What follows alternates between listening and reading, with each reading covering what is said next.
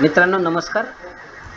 एक इश्यू आपल्याला बऱ्याच जणांना फेस होतोय, तर त्या अनुषंगाने आपल्याला तिकीट रेस करावं असं सांगितलं जातं कन्सर्न डिव्हिजन ऑफिसकडनं.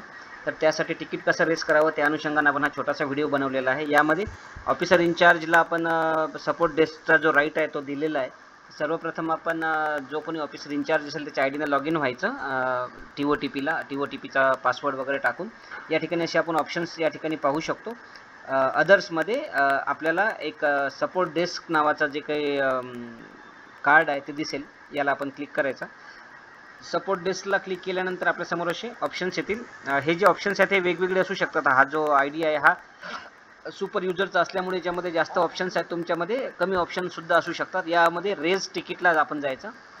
रेज तिकीटला गेल्यानंतर एक फॉर्म आपल्यासमोर ओपन होईल, सपोर्ट डेस्क तिकीट. या ठिकाणी आपल्या ऑफिसचं नाव असेल, तिथं आपण यानंतर सिलेक्ट कॅटेगरीमध्ये जायचं. इथं बुलढाणा डिव्हिजन किंवा आपल्या ऑफिसचं जे काही नाव आहे ते टाकायचं आपण. इथे जसं आता आपल्याला बुलढाणा HOचं एखादं तिकीट रेस करायचं असेल तर इथं आपण सिलेक्ट करायचं. इथे त्यांचा नंबर, जसं की आता जो कोणी हे डील करते त्याचा नंबर टाकायचा शक्यतोवर, कारण की जर का काही कन्फ्युजन असलं किंवा काही क्युरी असली तर डायरेक्ट जो कोणी हा मोबाईल नंबर त्याने धारण केलेला आहे त्याला ते CPT वाले फोन करतात, जर का काही खूपच इमर्जन्सी असेल तर. त्यानंतर आपल्याला इथं ही जी कॅटेगरी आहे तिकीट रेस करतानाची ती सिलेक्ट करायची आहे. तर सध्या आपलं रोलआउट झालेलं नाही. या ठिकाणी 2 ऑप्शन्स आहेत, legacy applications issue develop by CPT आणि APT 2.0 रोल्ड आउट ऑफिसेस. तर हा जो पोर्शन आहे हा त्या ऑफिसेससाठी आहे ज्यांचा रोलआउट ऑलरेडी झालेला आहे. आपलं व्हायचं आहे म्हणून आपण हे वरचा ऑप्शन्स घ्यायचं आहे. आणि यानंतर आपल्याला आपलं तिकीट जे काही ज्या अनुषंगानं असेल, BOचं असेल तर आपण दर्पणमध्ये या ठिकाणी करू शकतो. DNKचं असेल तर DNKच्या माध्यमातून. आता आपलं हे जे तिकीट आहे ते ऑफिसच्या रिलेटेड आहे, मग याला एम्प्लॉई कॉर्नरमध्ये सुद्धा आपण रजिस्टर्ड या ठिकाणी करू शकतो. सब्जेक्टमध्ये आपला जो काही इश्यू असेल तो टाकायचा. जसं आता या ठिकाणी यांचा PDA डेटा एंट्रीचा इश्यू आहे, त्याला आपण रिजेक्ट केलेला आहे, रिजेक्टेड अकाउंट इश्यू.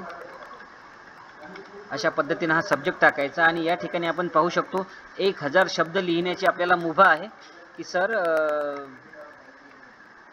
जो काही आपला इश्यू आहे तो या ठिकाणी लिहायचा आहे. सर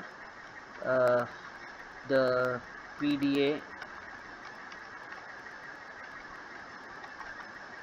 नंबर जो काय असेल समजा तो इज रिजेक्टेड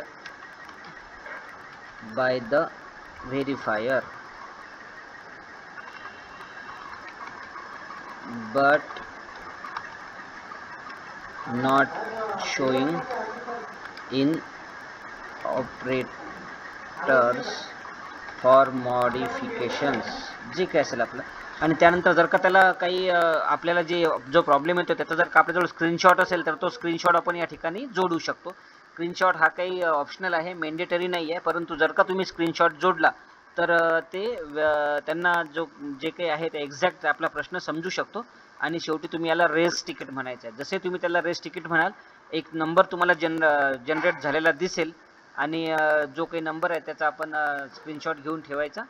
किंवा जर का आपण तो स्क्रीनशॉट घ्यायचं विसरलो तरी या सपोर्ट डेस्कच्या रिपोर्ट्समध्ये तो आपल्याला कधी पण अवेलेबल असू शकतो. तर अशा पद्धतीने आपल्याला तिकीट या ठिकाणी रेस करायचं आहे. या ठिकाणी आपण पाहू शकतो रिपोर्ट्स अँड ॲनालिसिसमध्ये जाऊन इथं डिटेल रिपोर्ट आपण या ठिकाणी पाहू शकतो, किंवा आउटवर्ड कन्सॉलिडेट रिपोर्टसुद्धा या ठिकाणी दिलेला आहे. किंवा तिकीट सर्च जरी म्हटलं आपण त्यासाठी आपल्याला ते स्क्रीनशॉटचा तो सेव्ह करून ठेवायचा. तर तिकीट सर्चमध्ये आपण गेलो, तिकीट नंबर टाकला आणि याला सर्चला क्लिक केलं तर आपल्याला लागलीच त्या तिकीटची काय पोझिशन आहे ती आपल्याला कळून जाईल.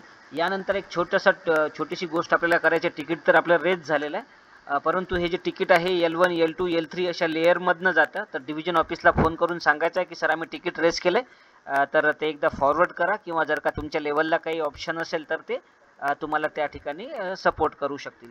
यामध्ये डिव्हिजन ऑफिस ROला फॉरवर्ड करेल, RO COला आणि CO CEPTला, आणि CEPTकडनं मग ते तुम्हाला रिस्पॉन्ड येईल. जर का खूपच छोटासा प्रॉब्लेम असेल तर तो डिव्हिजन ऑफिसला किंवा रिजन ऑफिसला किंवा सर्कल ऑफिसला सॉल्व्ह होईल आणि इमिजिएट तुम्हाला ते जे अकाउंट आहे ते तुम्हाला रिव्हर्ट केल्या जाईल क्लोजरसाठी. अशा पद्धतीनं आपण तिकीट रेस करू शकतो.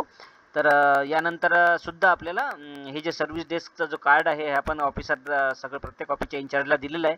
नंतरच्या काळात त्याची जी काही क्षमता आहे ती बाकीच्यांना सुद्धा वाढवता येईल. परंतु सध्या ऑफिसर इन चार्जला आपण हा रोल दिलेला आहे. तर अशा पद्धतीनं आपण हे जे तिकीट आहे ते तिकीट रेस करू शकतो. धन्यवाद सर्वांचे.